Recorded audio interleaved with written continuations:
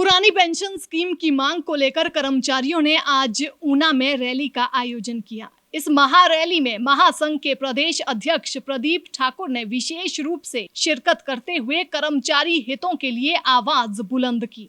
Pension संकल्प rally को लेकर ऊना में जुटे विभिन्न विभागों के कर्मचारियों ने एमसी पार्क से लेकर ट्रैफिक लाइट चौक तक रैली निकालते हुए अपनी मांगों को लेकर जोरदार नारेबाजी की। इस दौरान कर्मचारियों ने एक बार फिर जोइया मामा मंदा नहीं के नारे भी लगा दिए। आपको बता दें कि न्यू पेंशन स्कीम कर्मचारी एसोसिएशन की प्रदेश भर में ये 8वीं पेंशन संकल्प रैली आयोजित की गई है। जो पेंशन की बात करेगा वो देश पर राज करेगा, ये नारा है उन लाखों कर्मचारियों का जो अपने हक की पेंशन के लिए संघर्ष कर रहे हैं। पुरानी पेंशन बहाली सिर्फ हिमाचल ही नहीं बल्कि पूरे देश में एक बड़ा मुद्दा बन गई है।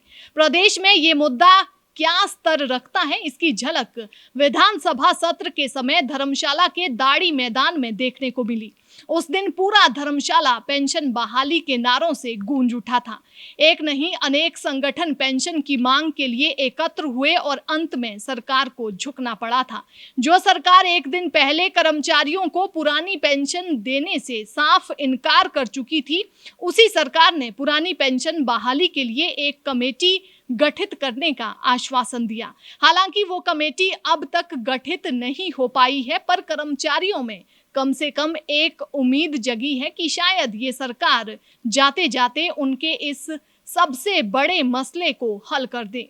हिमाचल प्रदेश का कर्मचारी वर्ग अब इस मांग को एक आंदोलन का रूप दे चुका है। पुरानी पेंशन बहाली प्रदेश में एक ऐसा मुद्दा है जिस पर सियासत भी खूब होती है।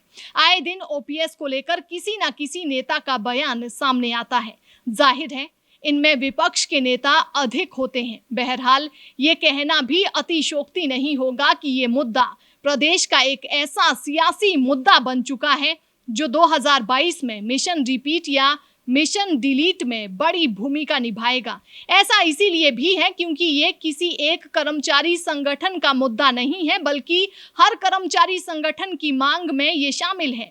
हिमाचल प्रदेश एक कर्मचारी बाहुल्य प्रदेश है और ऐसे में ये तय है कि चुनावी फिजा में पुरानी पेंशन बहाली का मुद्दा जमकर गूंजने वाला है। सबसे बड़ी बात यह है कि इस मुद्दे पर एनपीएस कर्मचारियों को ओपीएस कर्मचारियों का भी समर्थन मिल रहा है। ये आंदोलन धीरे धीरे और अधिक उग्र होता जा रहा है और निसंदेह विधानसभा चुनाव में ये प्रमुख मुद्दा हो सकता है। शुरुआती दौर में कर्मचारियों ने इस स्कीम का स्वागत किया था, लेकिन जब एनपीएस का असल मतलब समझ आने लगा तो विरोध शुरू हो गया। वहीं दूसरी ओर केंद्र सरकार न्यू पेंशन स्कीम की जगह ओल्ड पेंशन स्कीम बहाल करने की संभावनाओं पर पूरी तरह से विराम लगाती नजर आ रही है। हालांकि राज्य कर्मचारियों को पेंशन देना राज्य सरकार का मसला है, इसमें केंद्र का कोई रोल नहीं।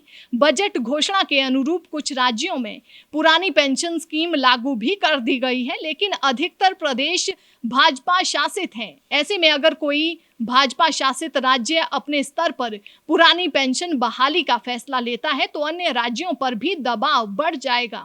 ऐसे में अगर किसी भाजपा शासित राज्य को पुरानी पेंशन बहाल करनी भी होगी तो केंद्र सरकार से इजाजत के बिना फैसला नहीं लिया जाएगा। और फिलहाल केंद्र सरकार पुरानी पेंशन बहाल करने के मूड में नहीं है। हिमाचल में कांग्रेस इस मुद्दे पर विधानसभा चुनावों में जाने की तैयारी कर रही है। वहीं मुख्यमंत्री भी कर्मचारियों को आश्वासन देते नजर आ रहे हैं कि उनकी मांगें पूरी की जाएंगी। पूरी कब होगी या होगी ही नहीं, ये भविष्य के गर्भ में है, लेकिन फिलहाल कर्मचारी अपनी मांग पूरी करने के लिए दिन रात संघर्ष कर रहे हैं।